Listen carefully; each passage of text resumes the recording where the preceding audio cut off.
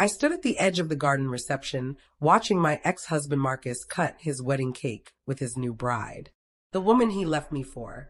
Jasmine wore the kind of dress I could never afford during our 15 years together, all lace and crystals that probably cost more than my monthly rent.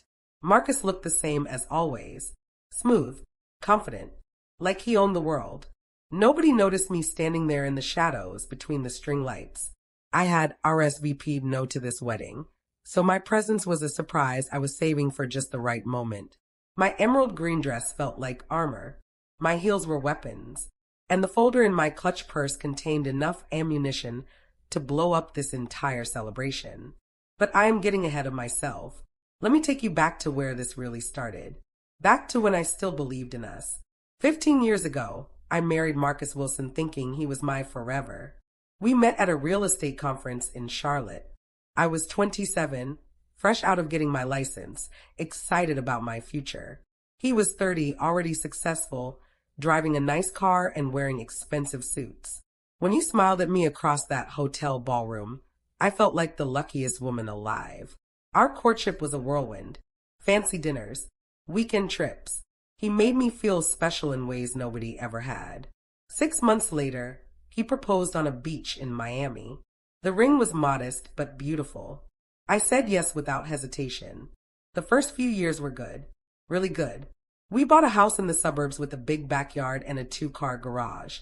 We both worked in real estate, and Marcus suggested we partner up professionally. Wilson and Wilson Realty. It had a nice ring to it. I put my savings into the business, about $30,000 I had been carefully building since college. Marcus contributed too, and together we built something solid.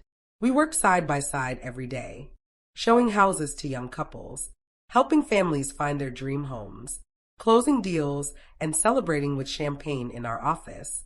Our business grew steadily.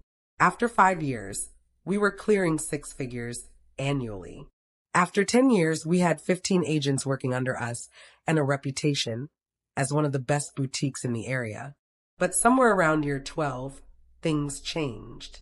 Marcus started working late, coming home at 9 or 10 at night when we used to always have dinner together at 6. He said it was because we were expanding, taking on bigger commercial properties, meeting with investors. I believed him because why would I not? This was my husband, my partner, the man I had built a life with. Then came the distant looks, the way he would scroll through his phone during dinner, smiling at messages he never explained, the way he stopped asking about my day, the way our conversations became purely transactional. Did you deposit the Johnson check? Did you schedule the inspection for the Riverside property? Did you pick up my dry cleaning? I told myself it was just a phase. Marriage has ups and downs. Everyone says that. We were busy, stressed. Building an empire takes sacrifice. I was wrong. The truth revealed itself on a rainy Tuesday in October. Marcus said he had a meeting with a developer in Colombia and would not be home until late. I was organizing files in our home office when his laptop chimed with a notification. I glanced over, not meaning to snoop, just curious. The message preview made my blood run cold. Can't wait to see you tonight, baby. Room 314 like always. The sender was listed as Jasmine with a heart emoji. My hands went numb. I sat down hard in the desk chair, staring at that screen like it might rearrange itself into something that made sense. But the words did not change. Room 314 like always. Like always meant this was not new. This was a pattern. I opened his laptop. I knew his password because we had no secrets. Or so I thought. His email was already open. I scrolled through his sent messages with shaking hands. There were dozens of exchanges with this Jasmine person. Flirty messages, plans to meet, references to hotels, restaurants, weekends away when he told me he was at conferences. I found receipts for jewelry I never received. Charges at restaurants we never visited together. Hotel rooms booked on nights he claimed to be working late at the office. The earliest message I could find was from 8 months ago. 8 months. While I was home cooking dinners he did not show up for, he was building a whole secret life with someone else. I confronted him that night when he walked through the door at 11. I did not yell. I did not cry. I just asked him straight out if he was having an affair. The way his face changed told me everything. First surprise, then calculation, then something like relief. I did not plan for this to happen, he said. Not an apology, not a denial, just a statement of fact. How long? I asked. Does it matter? Yes, Marcus. It matters to me. He sat down on the couch, loosening his tie like this conversation was exhausting him. Like I was the inconvenience. About 8 months. I met her at an open house. She works as a dental hygienist. She is different from you. Easier. More fun. Those words cut deeper than any knife. More fun. Like our 15-year marriage, our business, our life together was just boring homework he wanted to skip. Are you in love with her? I asked. I think so. Yes. The room tilted. I grabbed the back of a chair to steady myself. What do you want to do? I want a divorce. Just like that. 15 years summed up in 4 words. I want a divorce. No tears. No regret. No acknowledgement of everything we built together. He just wanted out so he could start fresh with someone younger and more fun. I moved out of our bedroom that night. Slept on the couch in the office. Cried until my eyes were swollen shut. When I woke up the next morning, Marcus was already gone. He left a note on the kitchen counter saying he needed space and was staying with a friend for a while. I later learned the friend was Jasmine and her apartment. The divorce proceedings started fast. Too fast. Marcus hired an aggressive attorney named Richard Kensington who wore suits that cost more than my car. My lawyer was decent but overworked, juggling too many cases at once. Marcus wanted everything split 50-50. The house, the business, our savings. It sounded fair on paper. But then I started noticing things did not add up. Our business account that should have had close to $300,000 only showed $50,000. When I asked Marcus about it, he said business expenses had been high. Equipment, marketing, renovations to the office. He provided receipts for everything. They looked legitimate, but something in my gut told me to dig deeper. I requested copies of all our business bank statements for the past 2 years. What I found made me sick. Large transfers out of the business account into a personal account I did not recognize. $20,000 here, $30,000 there. Over the course of 18 months, $250,000 had been quietly siphoned away. When I showed these statements to my lawyer, she immediately filed a motion to freeze all accounts pending investigation. But we were too late. Marcus had already moved most of the money. The personal account the transfers went to was in the Cayman Islands. Untouchable. The judge assigned to our case was sympathetic, but firm. Without proof that Marcus had fraudulently moved marital assets, there was nothing he could do. Marcus's lawyer argued that the money was used for legitimate business expenses and that the Cayman account was for tax planning purposes. They had an accountant ready to testify to everything. I was outmaneuvered at every turn. The divorce was finalized 6 months after that rainy Tuesday. I got the house but had to buy out Marcus's half, which meant taking a loan I could barely afford. He got the business, or what was left of it after he gutted the accounts. Our actual savings were split down the middle, leaving me with about $25,000. I had to sell the house within 3 months because I could not make the mortgage payments. I moved into a small 2-bedroom apartment in a decent but not great neighborhood. My car was 12 years old and making concerning noises. I took a job at another real estate firm working on commission only, starting from scratch. Meanwhile, Marcus and Jasmine were living their best life. He bought them a condo downtown with floor-to-ceiling windows and a rooftop pool. They posted pictures on social media constantly. Vacations to Aruba, dinners at expensive steakhouses, weekend trips to Charleston and Savannah. My friends tried to be supportive, but I could see the pity in their eyes. Poor Amara. After everything she gave to that marriage, look how it turned out. Some stopped inviting me to gatherings because I was now the single sad friend who brought down the vibe. I was drowning, not just financially, but emotionally. Some mornings I could barely get out of bed. I would lie there staring at the ceiling, wondering how my life had fallen apart so completely. I was 42 years old, starting over with nothing, watching my ex-husband thrive with his young girlfriend. Then, 8 months after the divorce was final, I got the wedding invitation. Marcus Wilson and Jasmine Clark request the honor of your presence at their wedding ceremony. Black tie optional. Reception to follow at the Magnolia Gardens estate. The audacity of it stunned me. He actually invited me to watch him marry the woman he left me for. I almost threw the invitation in the trash. Almost. But something made me pause. I stood in my tiny kitchen, holding that embossed cardstock, and felt something shift inside me. It was not sadness anymore. It was anger. Cold, clear, focused anger. Marcus had taken everything from me. My marriage, my business, my financial security, my dignity. And now he wanted me to sit quietly while he celebrated his happily ever after with the spoils of what he stole. Not this time.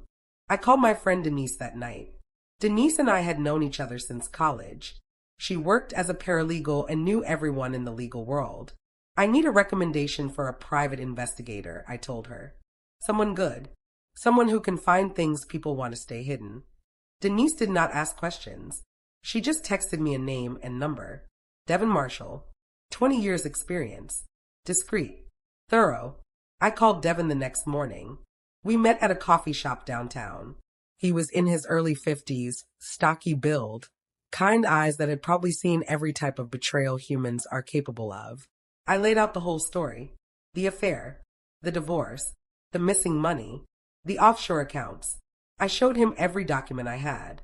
Bank statements, business records, the divorce decree, everything. Devin listened without interrupting, taking notes in a worn leather notebook. When I finished, he looked at me with something like respect. You have good instincts, he said. Most people ignore red flags because they do not want to believe someone they love would steal from them. You followed the trail even when it hurt. Can you help me? I asked. I can try. But I need to be honest with you, Amara. If he moved money offshore legally, even if the intent was to hide it from you, it is very hard to prove fraud. And even if we prove it, getting that money back is a whole other battle. I do not even care about the money anymore, I said. And I was surprised to realize I meant it. I just want the truth to come out. I want people to know what he did. I want him to face consequences for once in his life. Devin nodded slowly. Truth I can get you. Give me 6 weeks. Those 6 weeks felt like 6 years. I went to work, showed houses to clients, smiled and nodded at the appropriate times. But inside, I was counting down the days until Devin called with whatever he found. When he finally did call, his voice was tight with excitement. You need to come to my office. Today, if possible. I found something. I left work early, telling my boss I had a dental emergency. I drove across town to Devin's office in a converted warehouse. He had papers spread across every surface of his desk. Sit down, he said. This is bigger than you thought. He walked me through everything methodically. Marcus had not just hidden money from me. He had been running a scheme for years, long before he met Jasmine, maybe even before he met me. Devin had discovered that Marcus had been skimming money from the business since almost the beginning. Small amounts at first, 1,000 here, 2,000 there, amounts small enough that I would not notice when I reviewed the books. He created fake vendors, billed the company for services never rendered, paid himself bonuses he never reported to me. Over the course of our 15-year partnership, Marcus had stolen close to $500,000. But it got worse. Devin had tracked Marcus's pattern even further back. Marcus had been married before me, a woman named Linda Chambers. They divorced after 7 years. Devin found the divorce records. Guess what the reason for divorce was? Financial disputes. Marcus had emptied their joint accounts and fled to North Carolina, which is where I met him 3 years later. He had done this before. I was not the first woman he had charmed, married, stolen from, and discarded. I was just the latest. Devin slid a folder across the desk. This is everything. Bank records, vendor invoices, statements from the offshore accounts showing the deposits correlate exactly with the missing money from your business. And I found his first ex-wife, Linda. She is willing to talk. She has been waiting years for someone to hold him accountable. I opened the folder with shaking hands. Page after page of evidence. Proof of what Marcus had done. Not just to me, but to Linda before me. A pattern of fraud and betrayal that spanned decades. There is one more thing, Devin said quietly. I looked into Jasmine too. She has no idea about any of this. She thinks Marcus is a successful real estate developer with a clean past. She thinks the money is all legitimately earned. If she knew the truth, I do not think she would be marrying him. That piece of information surprised me. I had spent months hating Jasmine, blaming her for destroying my marriage. But she was not the villain in this story. She was just Marcus's next victim. What do I do with all this? I asked. Devin leaned back in his chair. That depends on what you want. You can take this to the police and file fraud charges. You can take it to a civil attorney and sue for recovery of the stolen assets. Or you can do nothing and just let it go. What would you do? I asked. He smiled slightly. I would burn his whole world down. I spent 3 days thinking about it. I talked to Denise. I talked to my mother. I talked to my therapist. Everyone had different advice. Denise said sue him. My mother said let it go and move on with my life. My therapist said I needed to decide what would bring me peace. But I kept coming back to the wedding invitation on my refrigerator. Marcus had invited me to watch him celebrate. He wanted to rub his happiness in my face. He wanted me to see him win. So I decided to RSVP after all. Not to attend as a guest, but to attend as the person who would finally hold him accountable. I hired an attorney. Not just any attorney. I hired Margaret Chen, one of the best civil litigation lawyers in the state. She was expensive, but Denise helped me negotiate a payment plan. I gave Margaret everything Devin had found. Every document, every statement, every piece of proof. Margaret reviewed everything with the kind of focus that reminded me why she had a 98% success rate. After 2 hours, she looked up at me. This is airtight. With this evidence, we can file a civil suit for fraud and demand full restitution, plus damages. We can also file criminal complaints that will trigger an investigation. Marcus Wilson is going to prison, and you are going to get your money back. How long will it take? I asked. Cases like this usually take months, or even years to wind through the system. But we can file the paperwork immediately. The criminal complaint will take longer, but the civil suit can move quickly. The wedding is in 4 weeks, I said. Can we have everything ready by then? Margaret looked at me curiously. We can. But why does the wedding matter? I smiled. Because I want to serve him the papers at his reception. In front of everyone. I want him to know that while he was celebrating, I was taking back everything he stole. Margaret's expression shifted from curious to understanding. That is not typical legal strategy. I know. But will it work? She thought for a moment, then nodded. It will work. And honestly, after reading what this man did to you, he deserves the humiliation. The next 4 weeks were a blur of preparation. Margaret filed the civil lawsuit with the court. Devin continued investigating, finding more evidence, connecting more dots. I contacted Linda, Marcus's first wife. We met for coffee. Linda was 48, an elementary school teacher with kind eyes and a guardedness that came from being hurt badly. When I told her what Marcus had done to me, she started crying. I thought I was crazy, she said. After our divorce, he made everyone believe I was the problem, that I was bitter and vindictive and making up stories about missing money. Nobody believed me. I lost friends over it. People chose him because he was charming and successful, and I was just the angry ex-wife. I believe you, I told her, and I'm going to make sure everyone knows the truth. Linda grabbed my hand across the table. How can I help? Come to the wedding with me, I said. Stand with me when I confront him.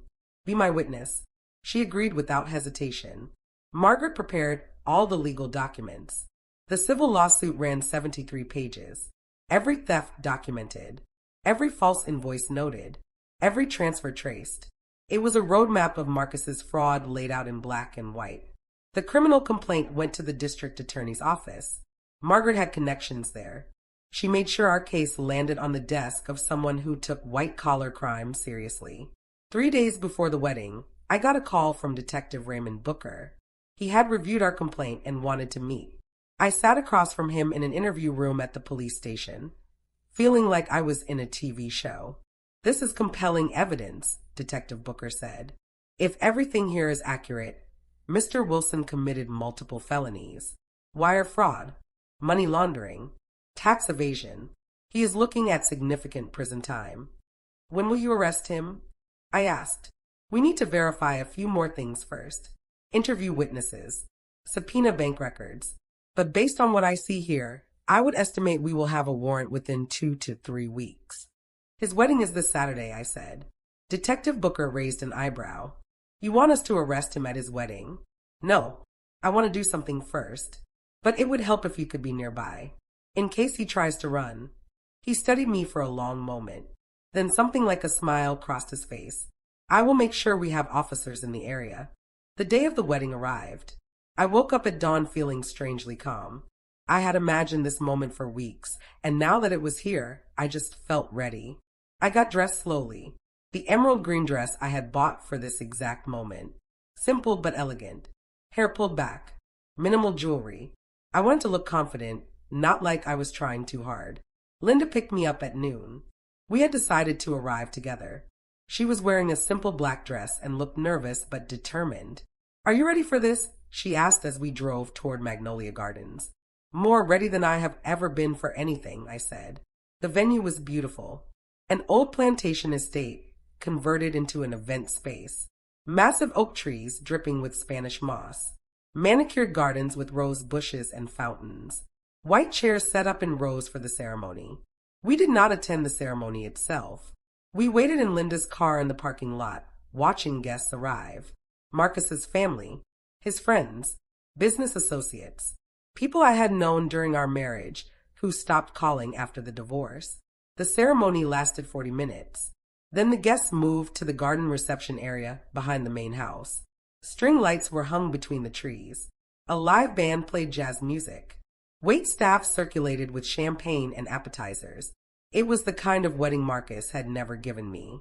We got married at a courthouse with 2 witnesses and went to Chili's for the reception. But for Jasmine, he pulled out all the stops.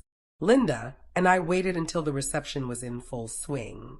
We could hear the music and laughter from our parking spot. Around 7:30, we got out of the car. Ready? Linda asked. I adjusted my dress. Checked that the folder was secure in my clutch. Took a deep breath. Let's go. We walked across the lawn toward the reception area. String lights overhead created a canopy of gold. Guests were seated at round tables covered in white linens. Marcus and Jasmine sat at a sweetheart table decorated with roses and candles. Nobody noticed us at first. We blended into the crowd. Just 2 more guests in evening wear. I scanned the tables, looking for the right moment. The band finished a song. The MC, a friend of Marcus's named Tony, took the microphone. Ladies and gentlemen, it is time for toasts. We will start with the best man, Brandon. Brandon stood up, glass in hand, and started telling some boring story about Marcus from college. People laughed in the right places. Marcus looked pleased with himself. When Brandon finished, Tony asked if anyone else wanted to say something. This was it. Linda looked at me. I nodded. She raised her hand. I have something to say, Linda called out. Tony looked confused, but waved her forward. Sure, come on up. Linda walked toward the microphone. I saw Marcus's face change as he recognized her. The color drained from his skin. He half stood from his chair, then sat back down, clearly unsure what to do. Jasmine leaned over and whispered something to him. He shook his head, looking panicked. Linda took the microphone. She looked calm, confident. Hello, everyone. My name is Linda Chambers. Most of you do not know me, but I know Marcus very well. I was married to him 20 years ago. A murmur went through the crowd. Guests turned to look at each other, confused. Jasmine's face went from confused to angry. Marcus looked like he wanted to disappear. Linda continued. I want to congratulate Marcus and Jasmine on their wedding. I really do. Marriage is a beautiful thing. But I also think Jasmine deserves to know who she just married. Security, Marcus called out, standing up. Someone removed this woman. But Linda kept talking, and no security appeared. 20 years ago, Marcus and I divorced because he stole our life savings and disappeared. About $200,000. He created fake business expenses, moved money into accounts I did not know about, and left me with nothing. I tried to tell people, but nobody believed me. Everyone thought I was just a bitter ex-wife making up stories. The crowd was completely silent now. All eyes on Linda, then on Marcus. She is lying, Marcus said loudly. This woman is delusional. We divorced because of incompatibility. There was no theft. I have the court records, Linda said calmly. The divorce decree specifically mentions financial discrepancies. I can provide copies to anyone who wants them. Now I stood up. All heads turned toward me. I believe Linda, I said clearly, because Marcus did the same thing to me. Marcus saw me and his face went from pale to gray. Amara? What are you doing here? I walked toward the front, my heels clicking on the stone path. You invited me, remember? Although I have to say, I am surprised you actually wanted me here.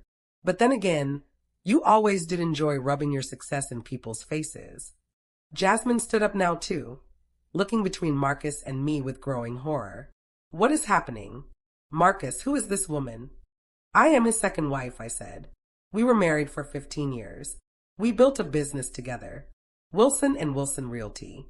Maybe Marcus told you about it? He said he started that business himself, Jasmine said slowly. He did not. We started it together.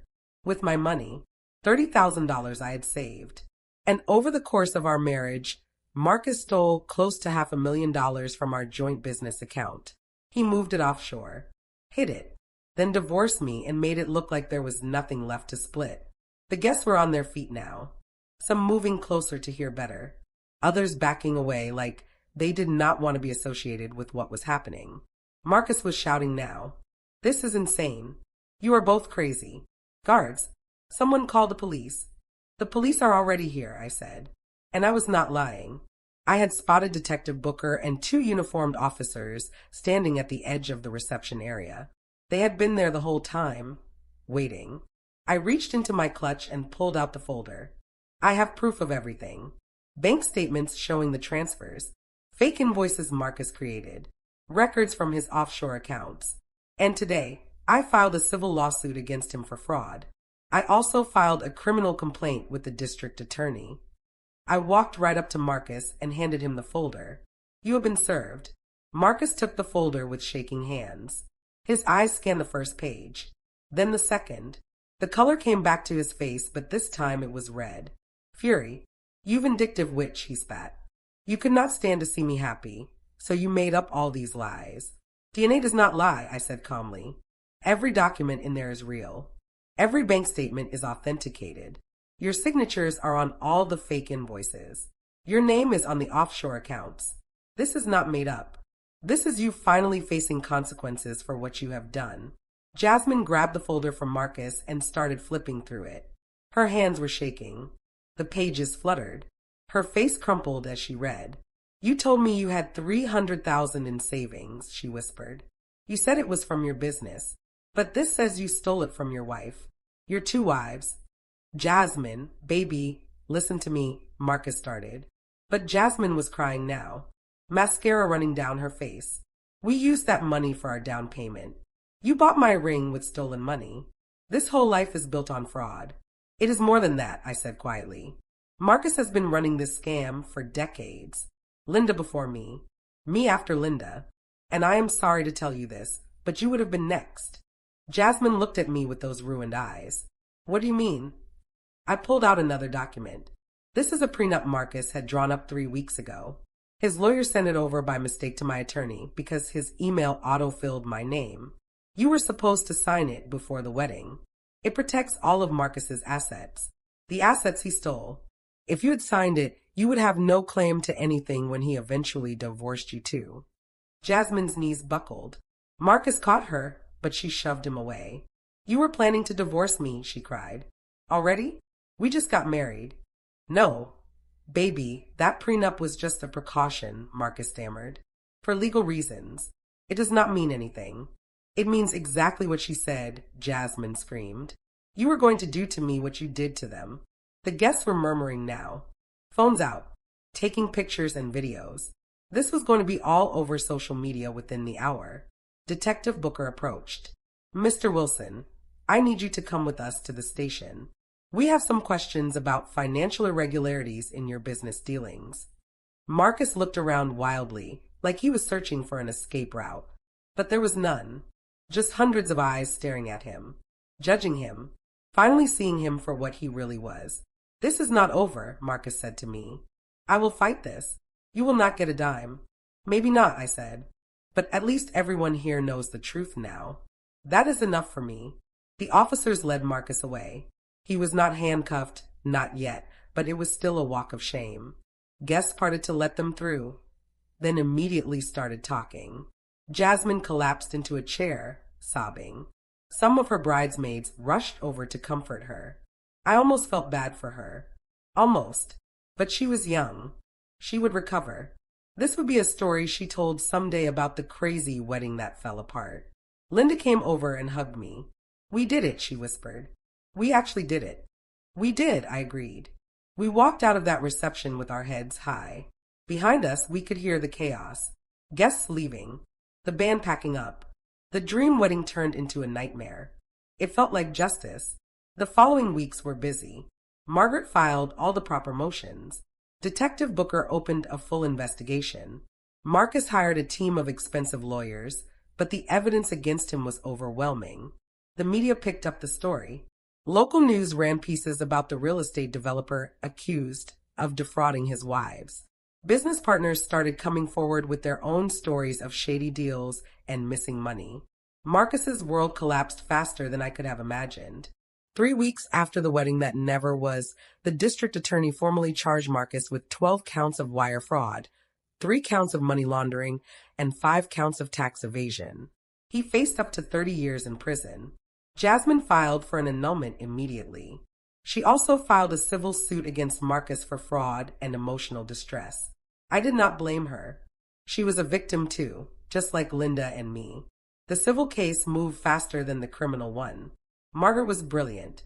She proved every theft, every hidden account, every lie Marcus told. The judge ruled in my favor, ordering Marcus to repay the full amount stolen plus interest and legal fees. The total came to $640,000. Of course, Marcus claimed he did not have that kind of money, but the court froze all his assets.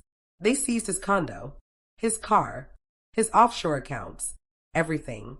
Linda got a judgment too, $270,000 for what he stole from her. Marcus was forced to liquidate everything. The court sold his condo for $400,000, his car for $50,000. They drained his offshore accounts, which turned out to hold more than anyone expected.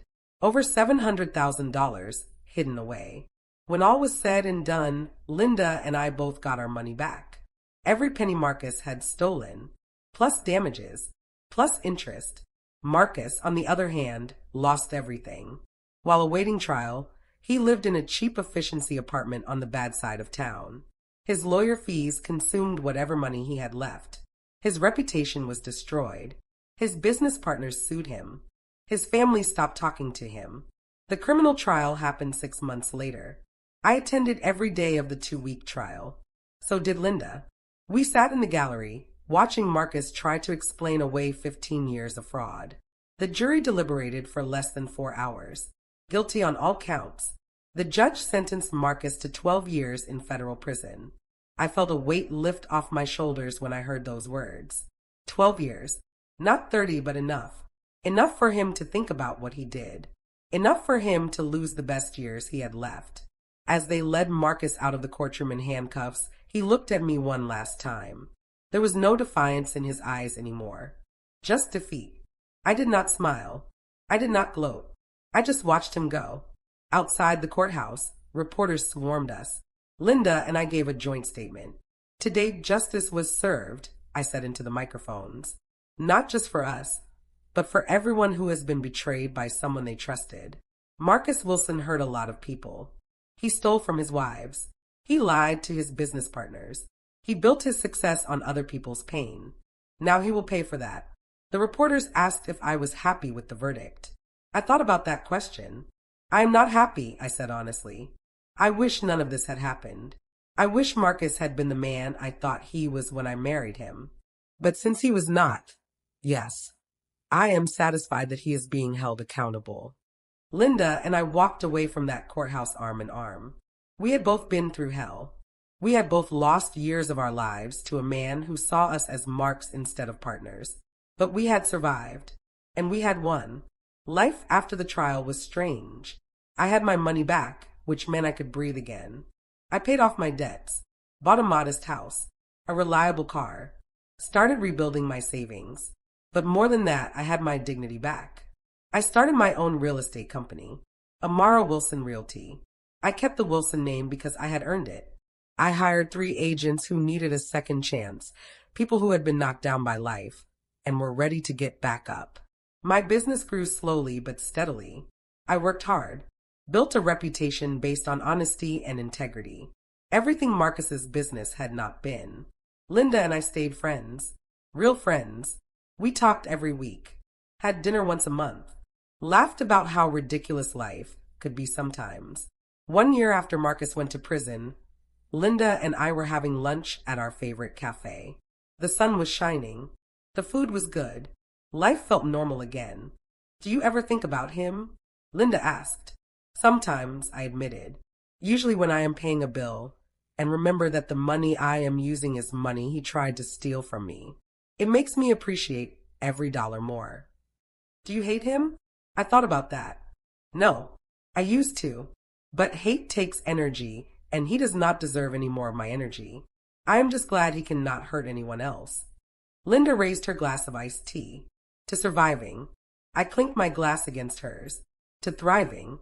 2 years after the trial, my business was doing well enough that I could afford to hire a full-time manager. I started taking weekends off, traveling, enjoying life in ways I never had time for before. I went on a girls' trip to Sedona with Denise and some other friends. We hiked red rocks and ate at expensive restaurants and laughed until our stomachs hurt. One night, sitting on a hotel balcony watching the sunset, Denise asked if I was dating anyone. "Not really," I said. "I have been on a few dates, but nothing serious." "Are you ready for something serious?" I thought about that. Maybe, but I am also okay being alone. I spent 15 years defining myself by my marriage, then 2 years recovering from it. Now I am just learning who Amara is when she is not someone's wife. And I kind of like her. Denise smiled. I like her too. 3 years after the trial, I got a letter from the prison. It was from Marcus. I almost threw it away without reading it. But curiosity got the better of me. The letter was 2 pages long. His handwriting was messier than I remembered, probably because he was writing on an uncomfortable surface in a cell. He did not apologize. Not really. But he did acknowledge what he had done. "I know you will never forgive me," he wrote. "I do not expect you to. But I want you to know that I think about the way I treated you every day. I thought I was smart. I thought I deserved more than what I had. I thought the rules did not apply to me. I was wrong about everything. Prison gives you a lot of time to think, to realize that the person you hurt most was yourself. I destroyed my own life chasing money and excitement, and I destroyed yours in the process. If I could go back and do things differently, I would. But I cannot. So all I can do is sit here and think about the man I should have been instead of the man I was. I hope you are doing well. I hope you found happiness. You deserved better than what I gave you." I read the letter twice. Then I folded it up and put it in a drawer. I did not respond. There was nothing to say. Marcus would serve his time. Maybe he would come out a better person. Maybe not. Either way, it was not my problem anymore. I had my own life to live. For years after the trial, I met someone. His name was Julian. He owned a bookstore downtown. We met when I was looking for a gift for Denise's birthday. He recommended a mystery novel, and we ended up talking for an hour about books and life, and everything in between. He asked if I wanted to get coffee sometime. I said yes. Our first date was simple. Coffee at a local shop. Conversation that flowed easily. No pressure. No games. Just 2 people getting to know each other. On our 3rd date, Julian asked about my past. I told him everything. The marriage. The betrayal. The trial. I wanted him to know up front what he was getting into. He listened without interrupting. When I finished, he reached across the table and took my hand. "Thank you for trusting me with your story," he said. "I know that took courage. And I want you to know that I am not Marcus. I will never be Marcus. I believe in partnership, in honesty, in building something together that makes both people stronger." I believed him.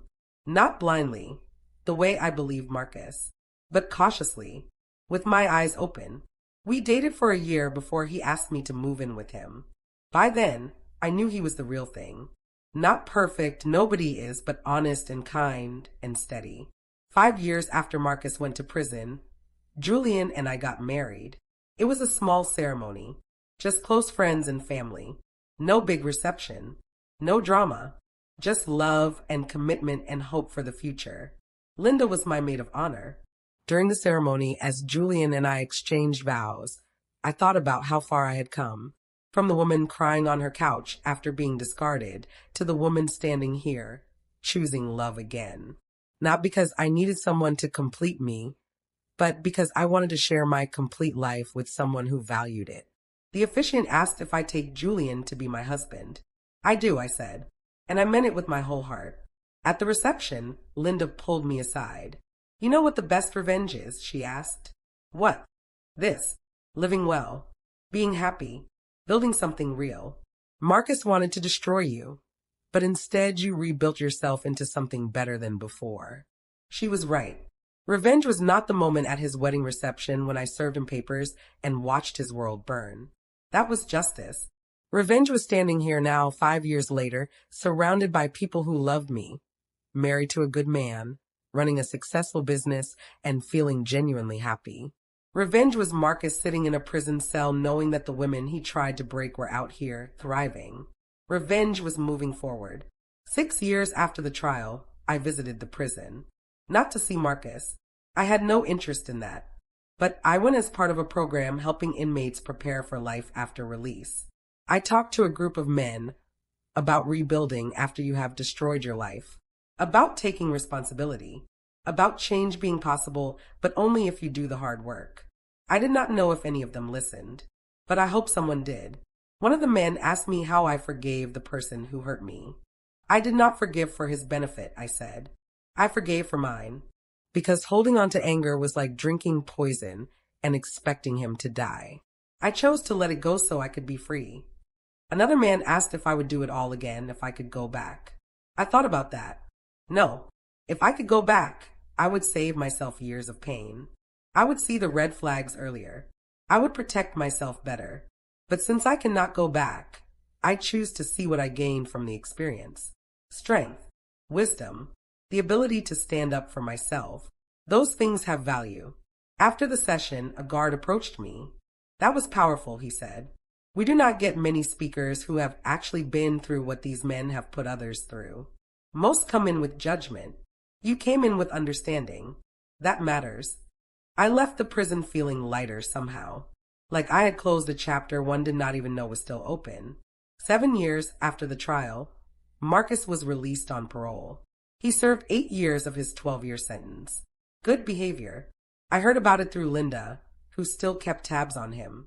Do you want to know where he is? She asked. No, I said. I hope he is doing okay. I hope he learned something. But I do not need to know details. He is not part of my life anymore. And he was not. Marcus Wilson was just a chapter in my past. An important chapter, one that shaped me, but still just a chapter. My life continued. My business grew. Julian and I celebrated our 2nd anniversary.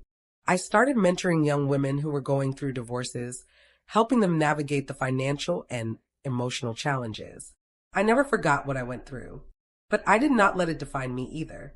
8 years after the trial, I saw Marcus at a grocery store. It was random, unexpected. I was buying produce when I looked up, and there he was 2 aisles over, looking at cereal boxes. He looked older, grayer, smaller somehow. Prison had aged him in ways that made him seem fragile. Our eyes met for a brief second. He recognized me. I could see it in the way his face changed. But neither of us said anything. He just nodded slightly, an acknowledgement of shared history, and then looked away. I finished my shopping and left. Julian was waiting in the car. You okay? He asked, seeing something in my face. Yeah, I said. And I was. I just saw a ghost. But it turns out ghosts cannot hurt you once you stop being afraid of them. Julian squeezed my hand. I never saw Marcus again after that. And I was okay with it. My story is not about revenge, not really. It is about justice. About standing up for yourself when the world tells you to be quiet. about refusing to be a victim even when someone victimizes you. It is about rebuilding after everything falls apart. It is about learning that the best way to move forward is not by dragging the past behind you, but by taking the lessons and leaving the pain. I think about that wedding sometimes. The moment I walked into that reception and changed the trajectory of everyone's lives. I did not regret it. Marcus needed to face consequences. Jasmine needed to know the truth. Linda needed to be believed. But I also know that moment was not the end of my story. It was not even the best part. The best part is now. The life I have built. The person I have become. The way I wake up every morning and choose joy instead of bitterness. That is my revenge. That is my victory. And it tastes so much sweeter than I ever imagined it would.